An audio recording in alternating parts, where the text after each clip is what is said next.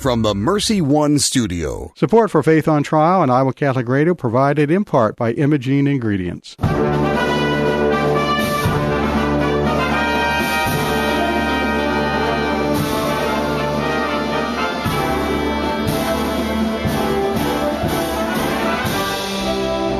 Our freedom of conscience and religion is being challenged by laws and regulations imposed by secular society. It's time to hear from the top Christian litigators in the nation who have come forward to tell us the truth and help us defend our faith. Hear ye, hear ye. All rise. Faith on Trial with Defender of the Faith, Deacon Mike Mano, is in session. And good Thursday morning from the Mercy One studios in West Des Moines. Good morning, Gina. How are you doing? I'm doing well. Did you have a good week? Yes, I did. How long is this nice weather going to last? I'll tell you what. Oh, I hope forever. Yeah. This is so incredible. The coolness in the morning for walks and the warmth in the evening for a quick dip in a pool. Well, I don't have a pool I can dip into. Well, but, do you? We have a neighbor, actually, that's very generous with the use of their pool. So it's just right. Not a little bit of rain in the middle of the day. It's if we could just freeze frame this climate, we'd make millions. We'd be happy. Everyone would move here. So I'm glad you had a good week. I tell you, these weeks are still very scrambled. I'm waiting for the routine to set back in. This COVID in isolation I woke up Tuesday morning and I thought it was Friday, almost for an hour. I've done that too. Wake up, you're not sure which day it is. That's because right. You don't have the structure of getting up, going someplace, all That's that. Right. Yeah. I have to tell our listeners there's 61 days to the election, and I'm sorry you're probably hearing that from everyone, but very important to this particular program because so many cases that are handled in the courts are because of the laws and the legislation and the rules and the regulations set in place by our leaders. And so it's important for us to make everyone aware of how important voting is and knowing about who you're voting for and what their philosophies and policies are. And how you're voting, because we're going to be talking to a voting expert about that today. We have another Hans von Spakovsky, who is from the Heritage Foundation, who wrote a report on this, and he's kind of widely recognized as an expert in this area. The other thing I was going to mention, you talk about, 61 days or whatever is left. Time to start your Rosary Novenas right now.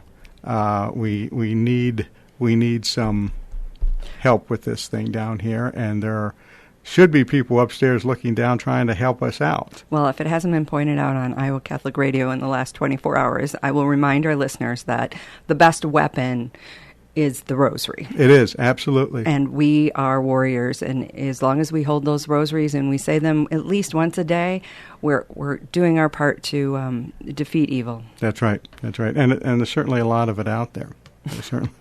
Or so it These seems days, if you open up the news. Yes. Yeah, that's right. Or open up the true news anyway. All right, let's see. We're going to talk about, as I just mentioned, about that mail-in voting and what's the difference between absentee ballots and mail-in ballots. And then we're going to talk again to our friend Alex Schandenberg, who is the executive director of the Euthanasia Prevention Coalition. We're going to talk about what effect the lockdowns have on suicide rates and how people are being pushed sometimes into suicide out of loneliness and out of despair. Very prevalent. Mm-hmm. People need connections to survive as much as they need food and water and air.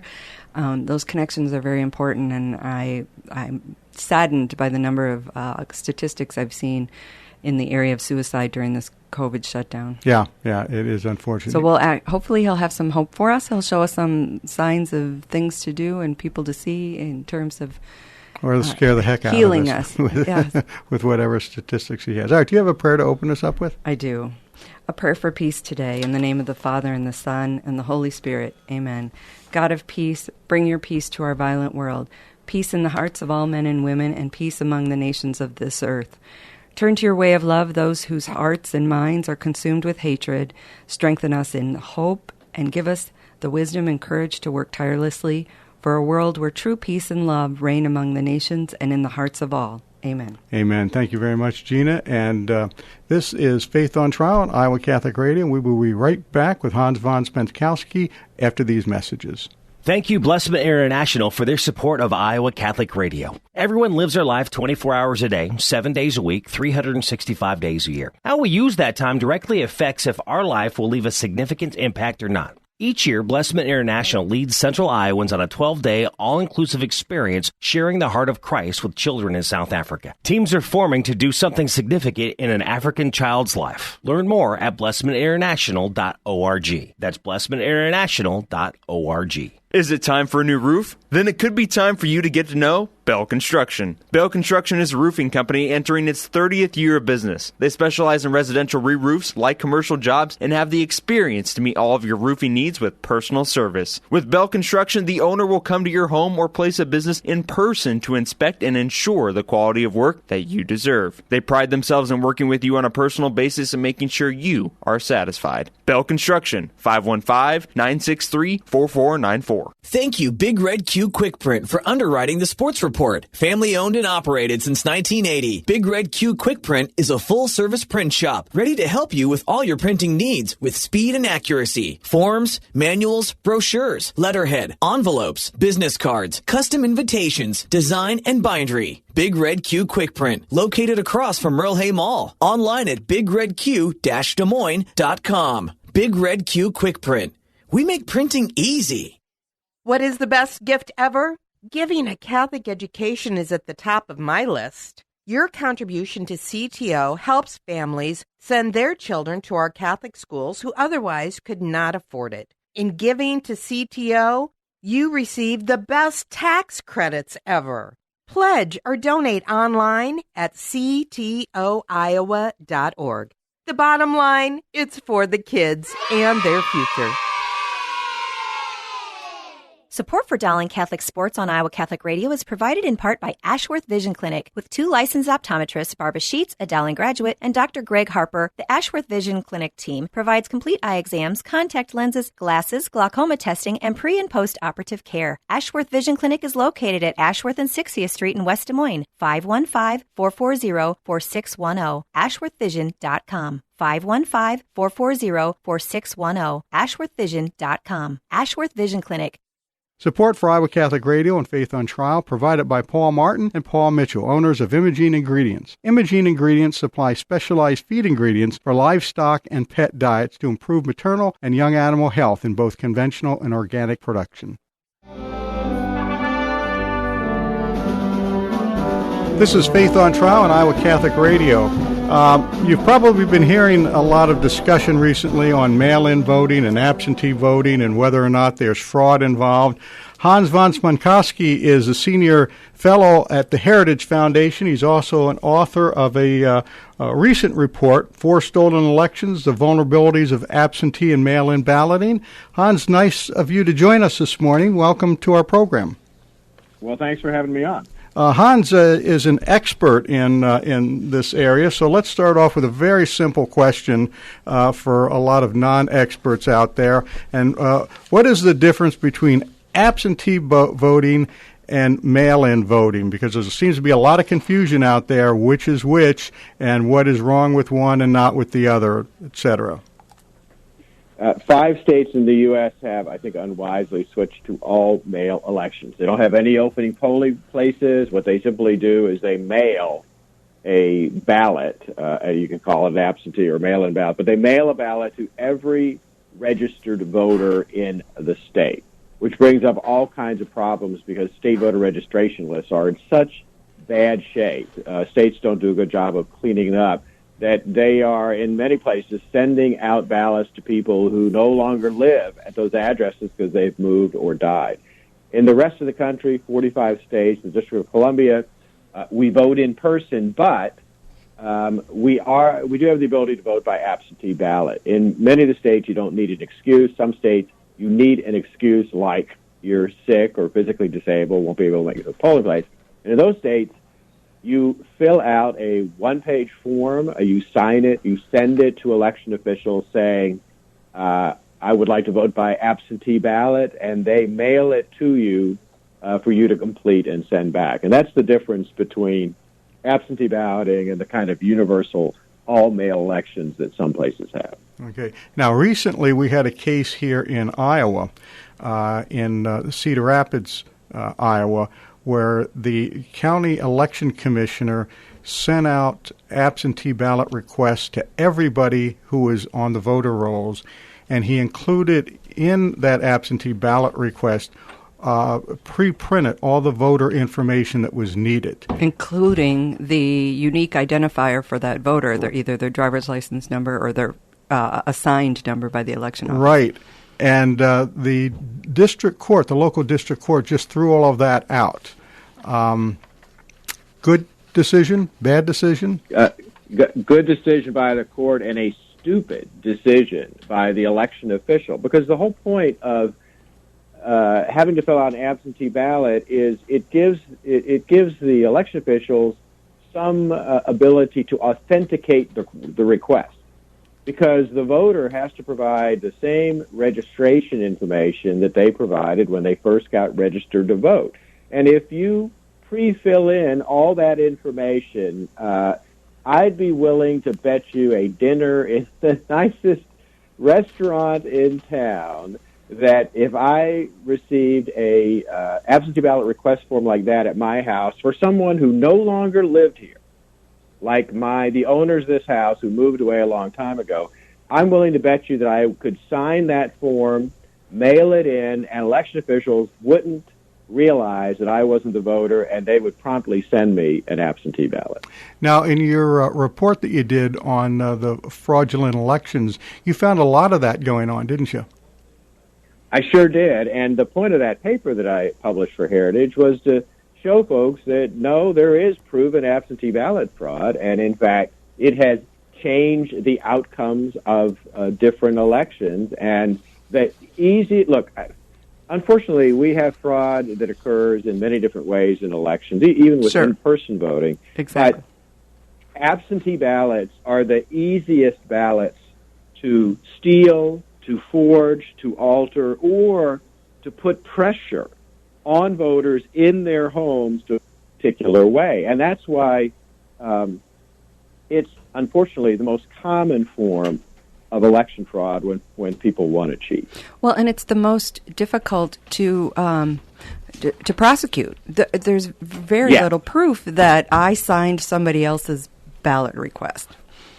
No, in fact, it takes a huge amount of resources, because what you have to do is you have to you not only have to go interview voters, which is a very long process, but then you have to hire handwriting experts. It's really a big problem. But look, aside from all of that is this problem, and that is if you Google it today, there's a report about the fact that 3,000 voters in Georgia have just filed complaints over their August 11th primary runoff saying, hey, we never got the absentee ballots we had requested. You have the problem of the U.S. Postal Service not delivering mail either at all or in time. And plus, you have a second problem, which is when you send back the absentee ballot, you the voter, again, you have to complete certain information on the form. And if you don't do that completely, your ballot is going to get rejected.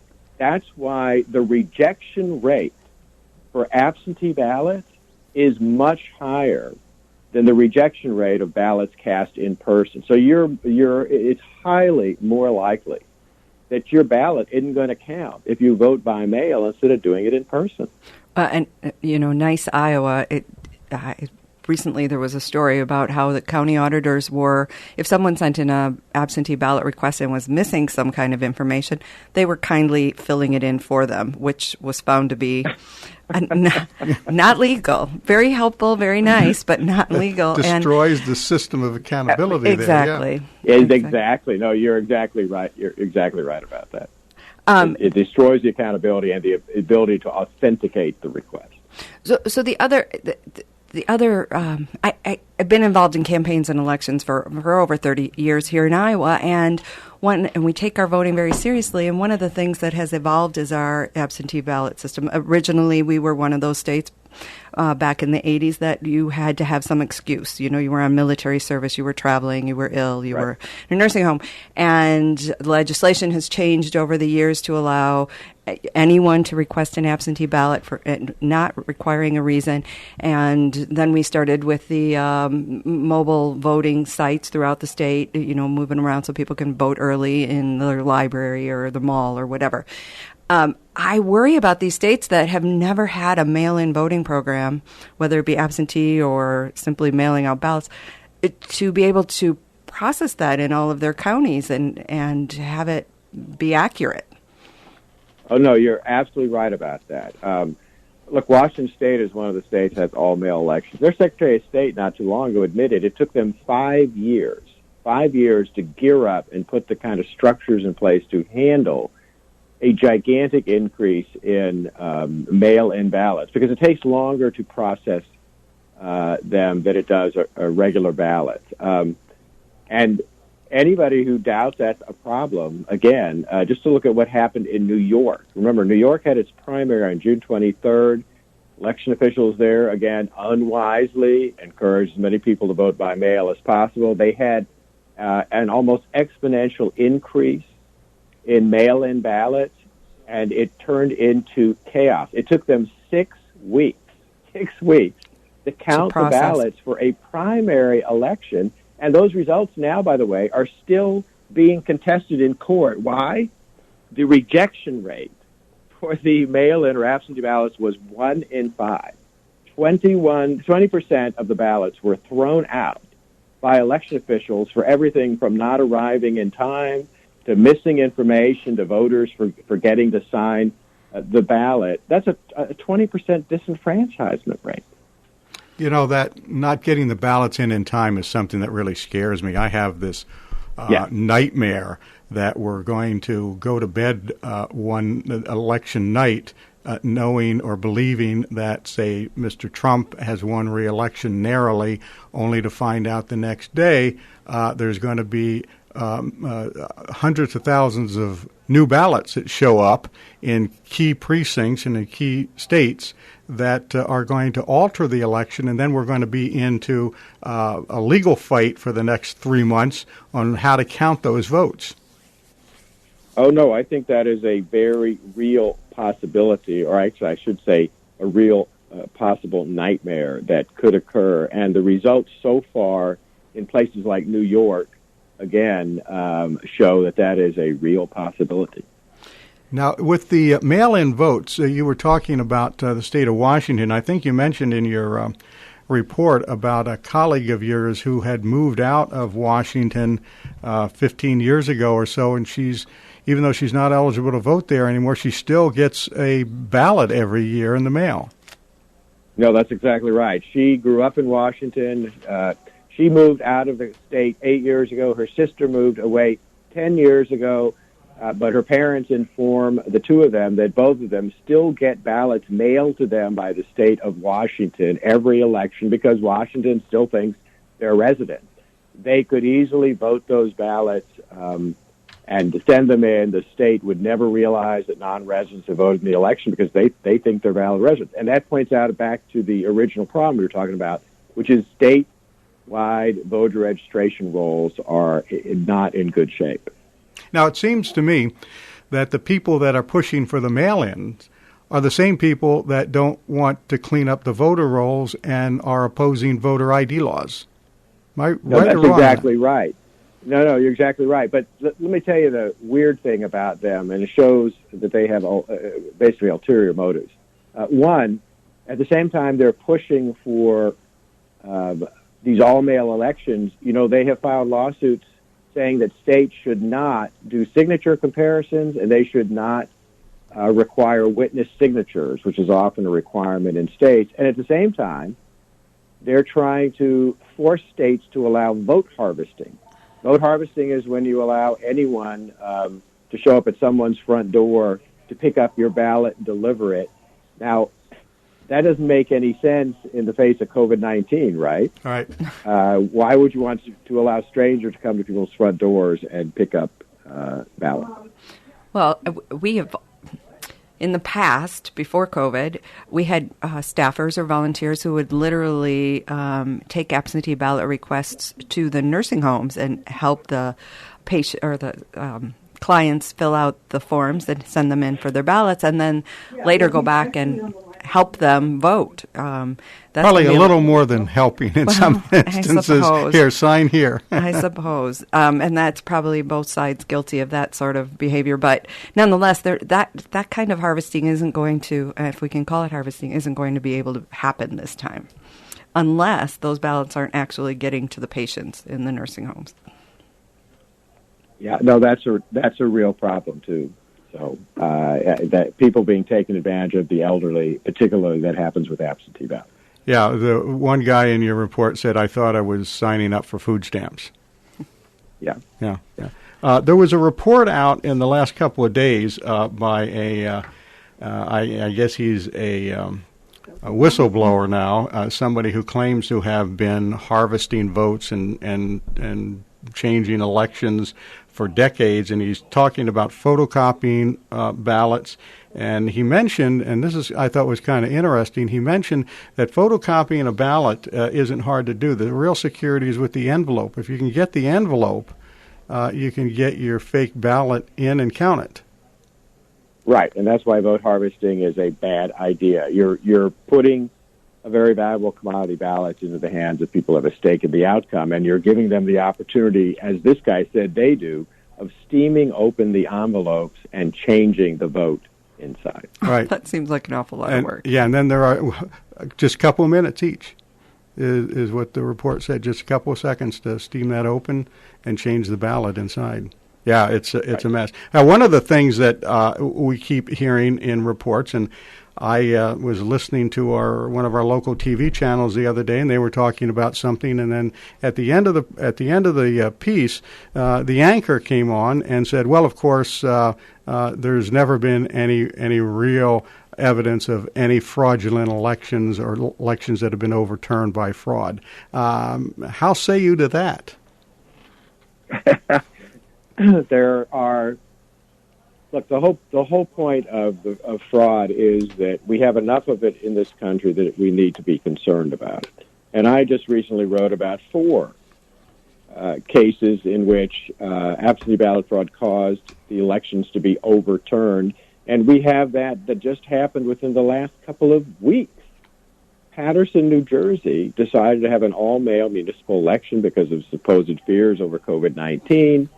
And not only have 4 locals there already been criminally charged with absentee ballot fraud, a judge has now ordered a new election because the fraud so poisoned the election outcome that they said they didn't know who won. So the idea that this just doesn't happen is just not true. So what should we do in the run-up to this election? Is there anything we can do sitting out here and for Gina and I, it's in the flyover zone. I don't know what we can, but besides praying for a clean election, are there any steps that we can take or our representatives can take? Yes. What people need to be doing right now is telling election officials and others they want as normal an election as possible. What that means is they should be demanding that they have the ability to vote in person in their regular neighborhood polling places, and all the polling places should be open. They should not be forced to vote by mail. We know it can be done safely. It's been done safely in Wisconsin and other states. As long as the polling places simply implement the health safety protocols we're all seeing when we go to the grocery store or the pharmacy, wear a mask, line spacing, etc., and you'll be able to vote safely in person. Now, let me ask you, where can we find a copy of your report? I know it's online. Do you have the go to heritage.org, heritage.org, and it's on our page about election integrity. Very good. Hans, thank you for joining us today. We certainly appreciate you. Did you have another question, no, Gina? Oh, okay. We certainly appreciate you taking the. we could go on a couple hours with this, I'm sure. Yeah, but hopefully we could have wakened a couple of people up to this and send them on to your page, Hans, so that people can read that report themselves. And there's probably places there where they can get further information on this. They sure can. We want to thank you very much for joining us. We certainly appreciate it. Thank you. God bless you. Thank you. Certainly. This is Faith on Trial on Iowa Catholic Radio. Radio, and we will be back right after these messages.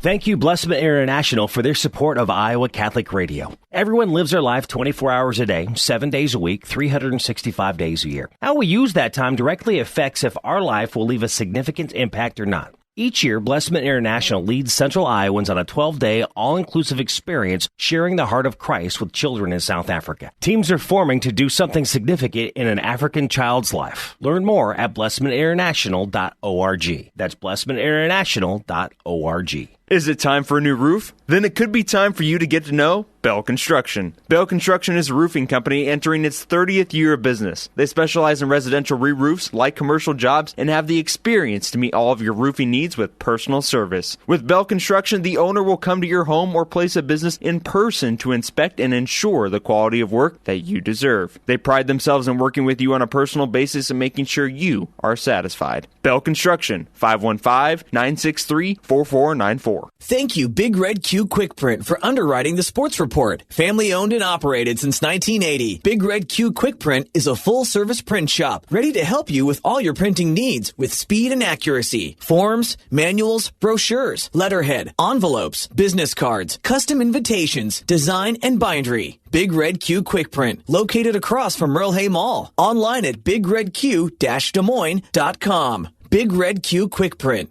We make printing easy. What is the best gift ever?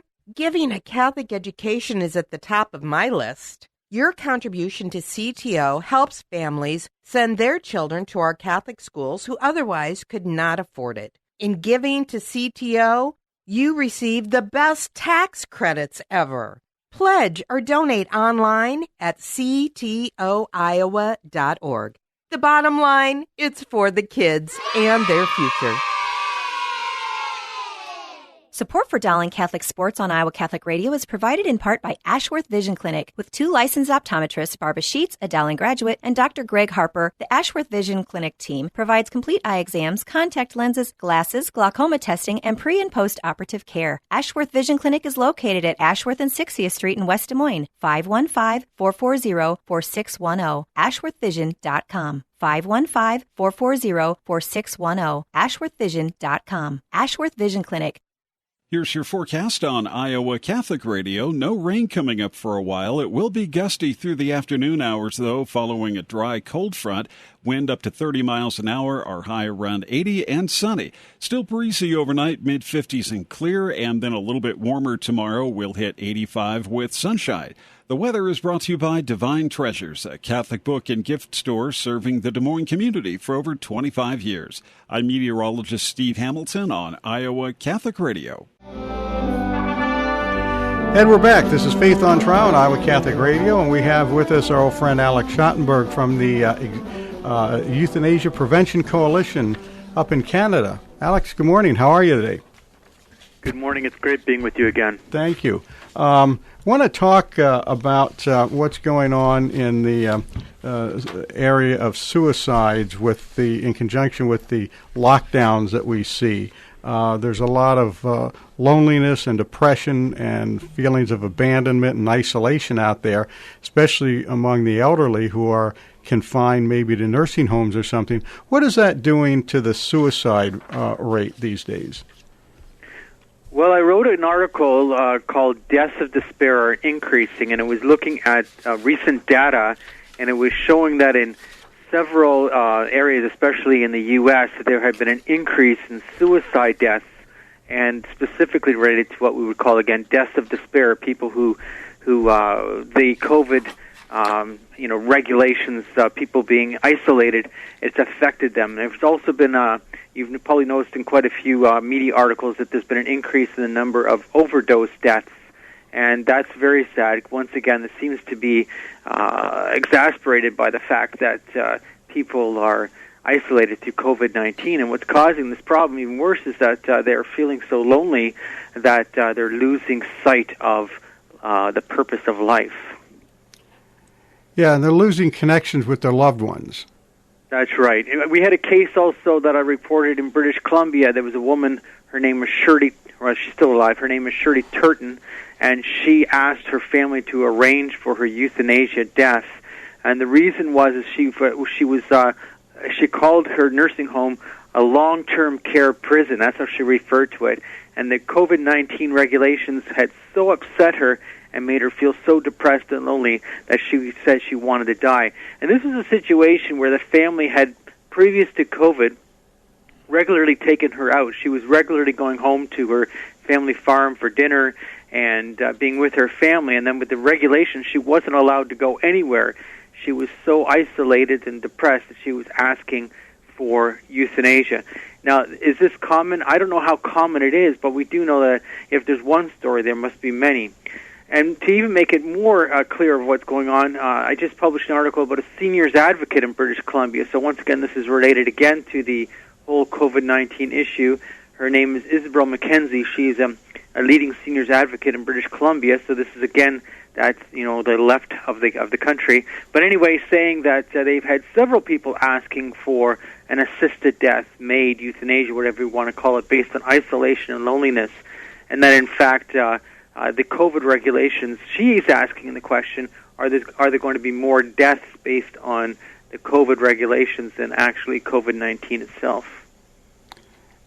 In Canada, is it legal to ask for euthanasia simply because you're lonely or depressed?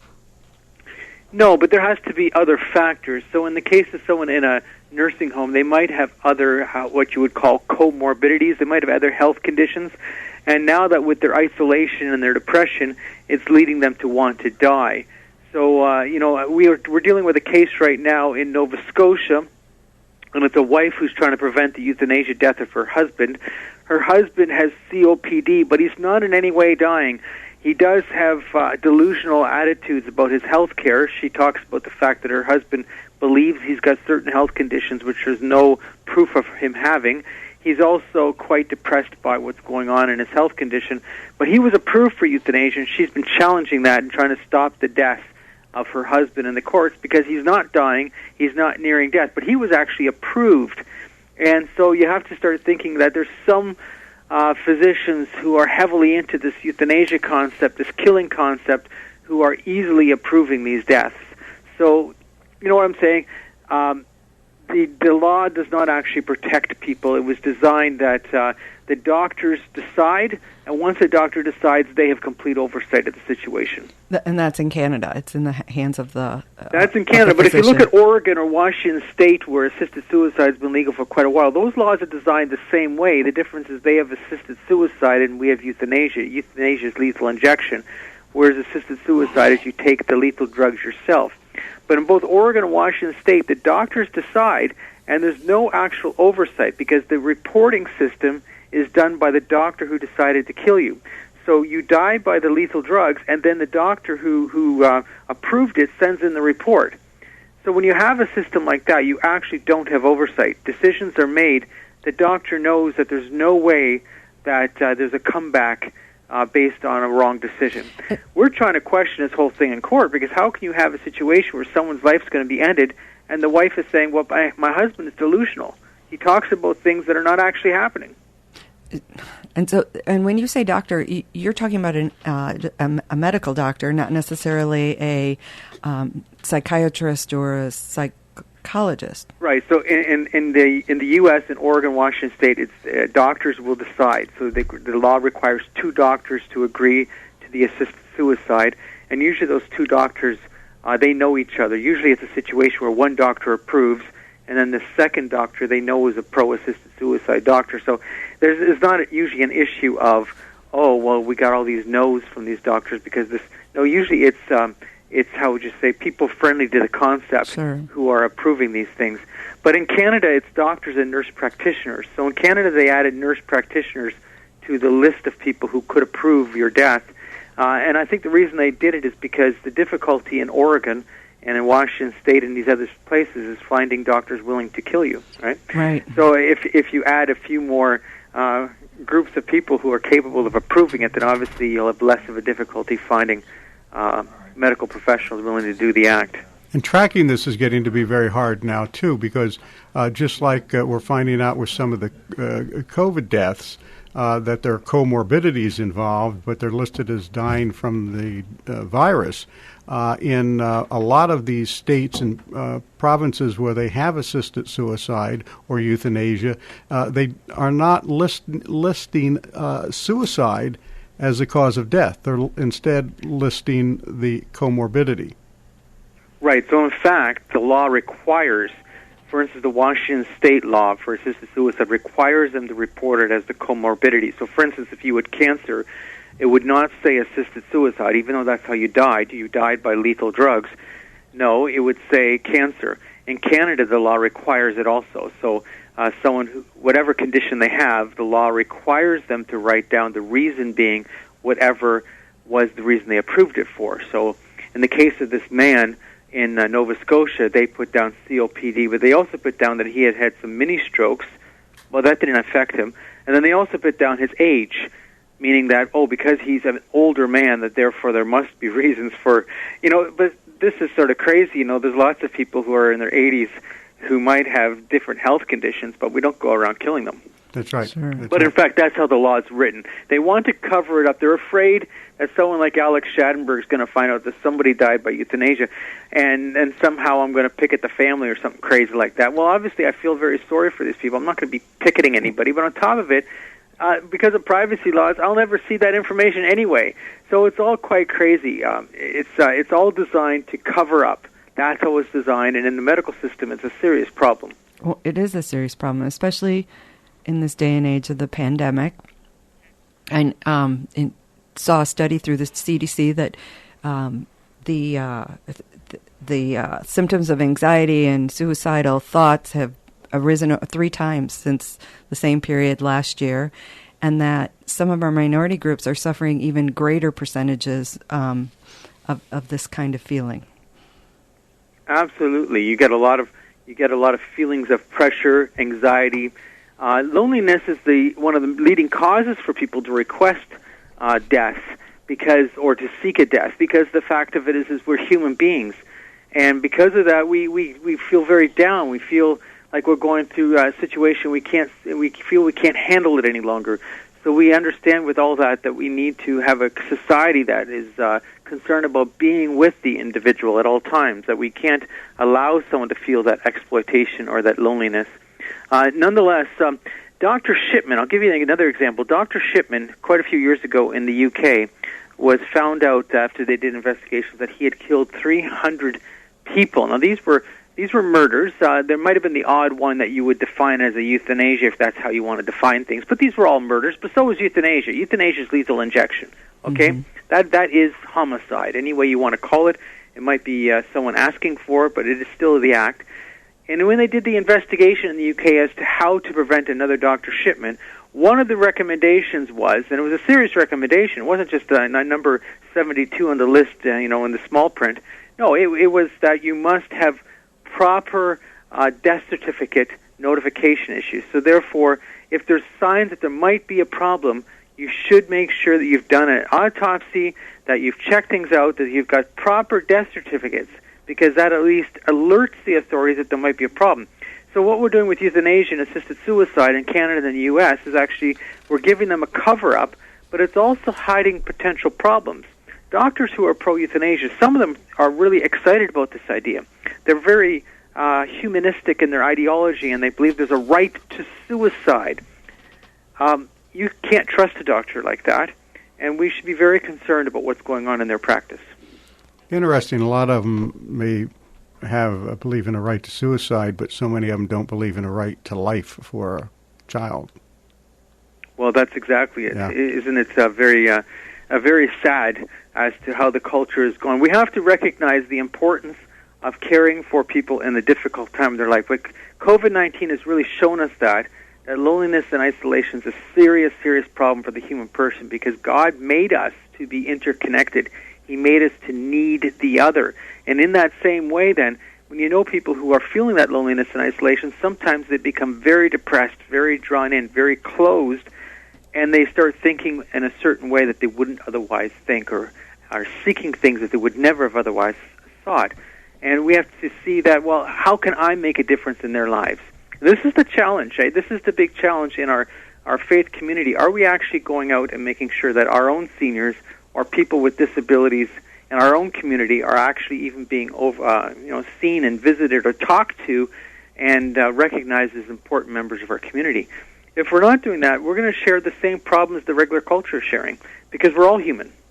Right? We're all human. We can't forget that. We're not gods unto ourselves. We're human beings, and we have a limited factor to us. You know, you mentioned these connections with people. There was a book a couple of years ago I read while I was working at a drug and alcohol rehab center. I think his name was Hari. John Hari wrote a book called Lost Connections, and he dealt a lot with this problem with people having depression. You have to engender in them some way to keep connected with people. And obviously when people are not allowed to visit you, it's kind of hard to get them to reach out and to have those connections.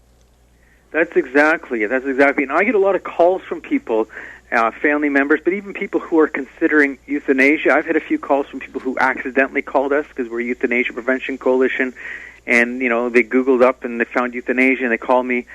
And the whole goal is to help them find purpose, because you're dealing with someone who's in a crisis mode in their mind. They're thinking that there is no purpose to their life. They're feeling a loss of hope, a loss of any need to live any longer.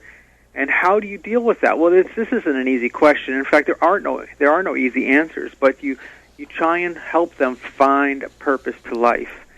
And so you talk to them, you listen to them, you say, you can call me back, you can spend time talking to me. I am available for you. And that helps. I heard the story of a priest that was visiting a woman who was semi-isolated, I guess, in a nursing home or a hospital ward or something like that. And she was explaining to him that she just didn't feel like there was anything for her. Her life was gone. She had no purpose in life. And the priest said to her, I'll give you a purpose. Mrs. So-and-so down the hall is critically ill. I need you to pray for her. Say a rosary every day for her. And it perked her up. The next time the priest came in, because she was doing something. She had found a purpose. I want to ask you, you're in your column, Death of Despair, what is the, I think you mentioned this in there, what is the pro-suicide lobby doing in reaction to COVID and all this? Well, they've actually redefined everything. They've been busy. They set up there's an anti-suicide organization that the pro-euthanasia people set up, which is a fake organization.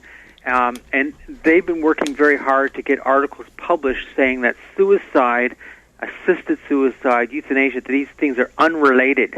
In fact, it's completely false. My experience is that people ask for euthanasia or assisted suicide for very similar reasons that as for people who are seeking to die by suicide. As sad as that is, I find it to be very similar, maybe different circumstances, but certainly very similar mentality and reasons.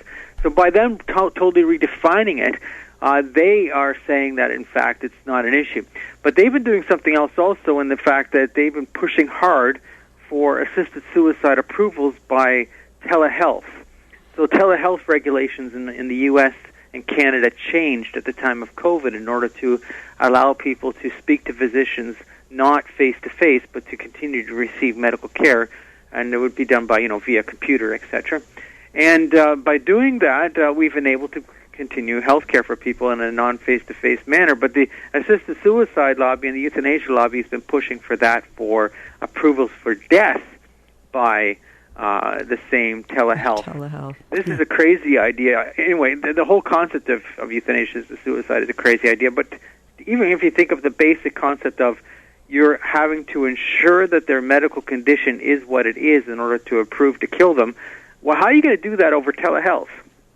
Oh, you can't get a prescription refilled unless you go back in and see the doctor anymore. Well, actually, with these regulations during COVID, in some states, you actually could get a prescription refill over telehealth. So, there's a lot of things being done right now by telehealth because of the restrictions. They want actually that they can approve your death and have your drugs be a prescription written for your death, all based on telehealth. Now, we have to remember, these are lethal drugs, and the type of drugs they're using I'm not going to get into it. We can do a whole other show on that, but maybe that's too much information. But these are we'll drugs have you that back. are not in any way palliative. These are drugs that are designed to kill you. So I'm not talking about the intentional abuse of palliative care drugs to give someone an overdose. I'm talking about drugs that are designed to kill you, and they're giving you these drugs for that purpose. This is all intentional killing, right? This is what we're talking about, and there's nothing too innocent about it. And they're selling some of those over the internet, aren't they? That's the other thing going on. And I just recently wrote another article about how they've shown that these Nembutal deaths, now I shouldn't be mentioning the name because people can Google it, but anyway, I've said it now.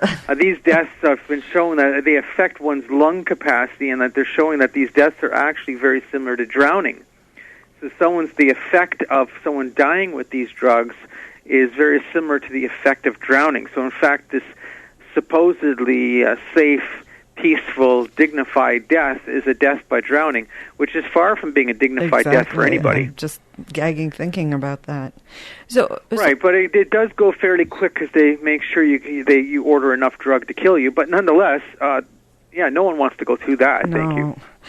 So, in these effects of the suicide rates, what is the role that people in their faith is playing in either preventing or helping others through these times?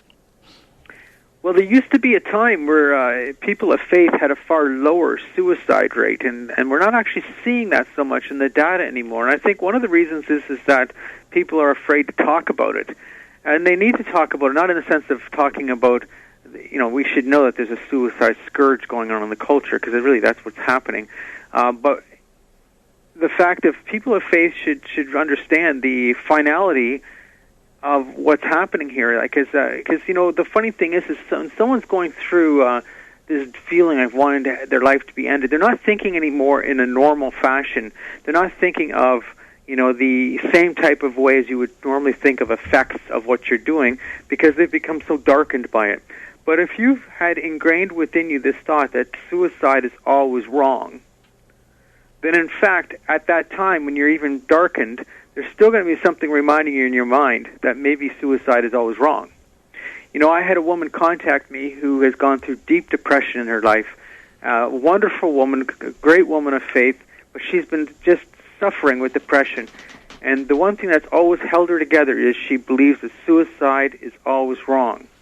So even in her darkest time, she's saying, I've never pushed myself to the act because there's something telling me you never do that.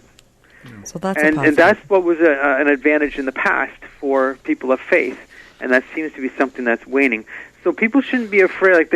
Our faith leaders shouldn't be afraid to say it, even if they're going to get attacked by the secular media about that. Yeah. It's not about judging anybody, because we're not trying to judge anybody at all. What we're trying to do is protect life. And we appreciate that. We appreciate what you do. And we always enjoy our visits with you. Unfortunately, we're out of time right now, but Alex, we'll have you back again in a couple of months, and we'll pick up where we're leaving off here. Mm-hmm. Thank you very much for joining us. We certainly appreciate that. Thank you.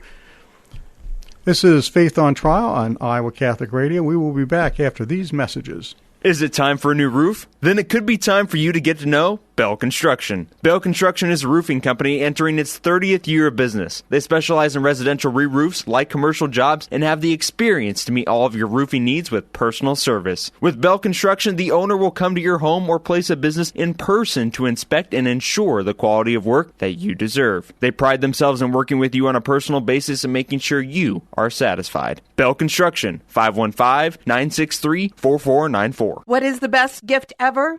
Giving a Catholic education is at the top of my list. Your contribution to CTO helps families send their children to our Catholic schools who otherwise could not afford it. In giving to CTO, you receive the best tax credits ever.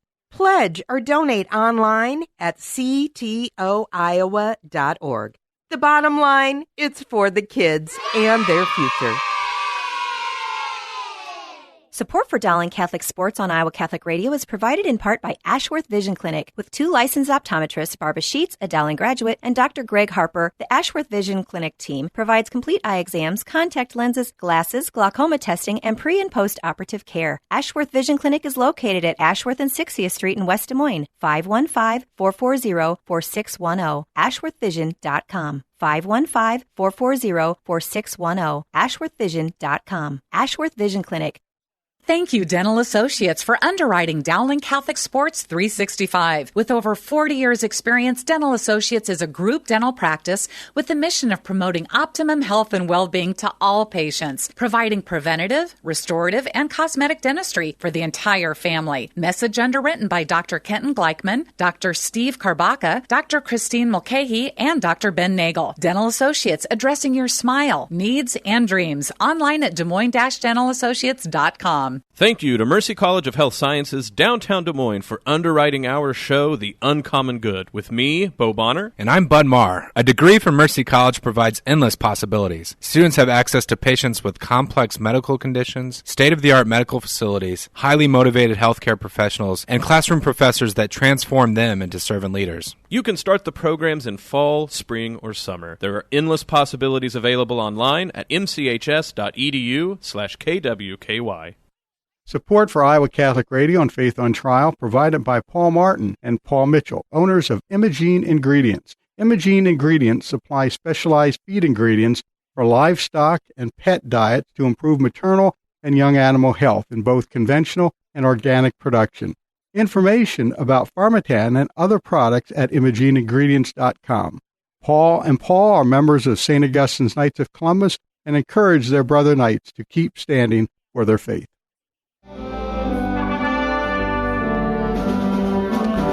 This is Faith on Trial on Iowa Catholic Radio. We are now back. Gina, another interesting program with the two... They had nothing to do with each other, the two guests, but very interesting. We could have gone on for hours with either of them. I think so. I do have to mention, though, that my thought, after listening to Alex with the Euthanasia Prevention Coalition, my overwhelming feeling is that it needed to remind me to reach out to other people. Right. I need to do a better job of connecting with members of our parish that I haven't seen in 6 months, and family members and neighbors and the like. Yeah. And he has a website, too. It's epcc.ca, CA for Canada. One more time. It's EPCC. Euthanasia Prevention Coalition Canada. .ca. Yeah. That's good, because it sounds like they're very helpful to someone who might be in a situation that they're thinking about suicide. And he does have a column that he writes for his blog, and you can see all that and keep up with the news there, too. He's an interesting guy. Of course, we've had him on many times before. And sometimes legal cases. And in fact, it sounds like there's one in Canada right now. Yeah, there are a number of legal cases. And, of course, this whole thing with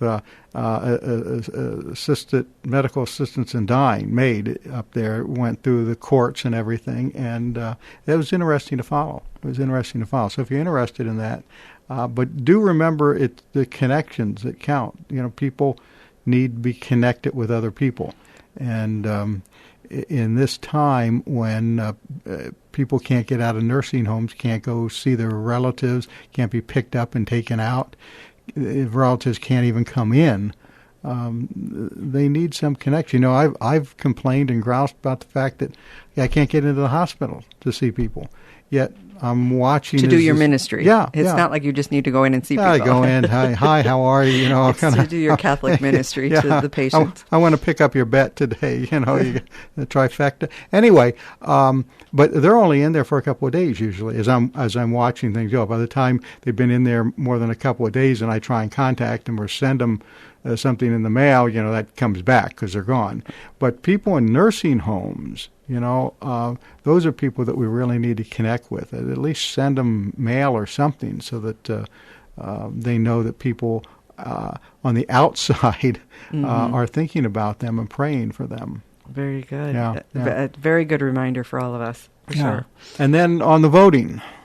Voting. Well, you know, I can't help but reflect that voter fraud has as long as we've been voting, there's been voter fraud. Right. It just seems like we are making it easier and less detectable with every step that we take towards this mailing voting. Well, this concept of just sending ballots out to everybody. To every mailbox. To every mailbox. Because that's not what actually to everybody. That's right. To every mailbox is just abhorrent in my mind, especially now they're trying to foist that on the country with only 2 months to go before the election.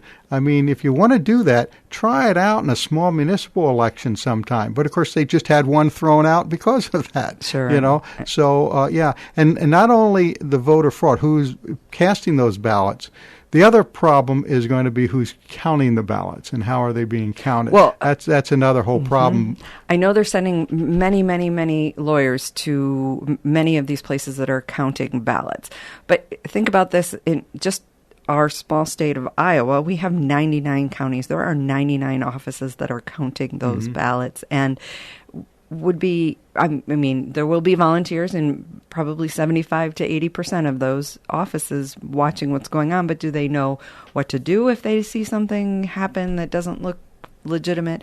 You know, it's just it's an overwhelming prospect of the legitimacy of the voting process, but I do believe in Iowa we have a great process, and I do believe in the legitimacy of the voting here. But voter fraud has been going on. Do you know, forever. by the way, why we have 99 counties? No. Well, all right. You're a historian, so you're they were share set that. up that way so that a person anywhere in the county could go and conduct business in the county seat and be back home anywhere in the county in one day.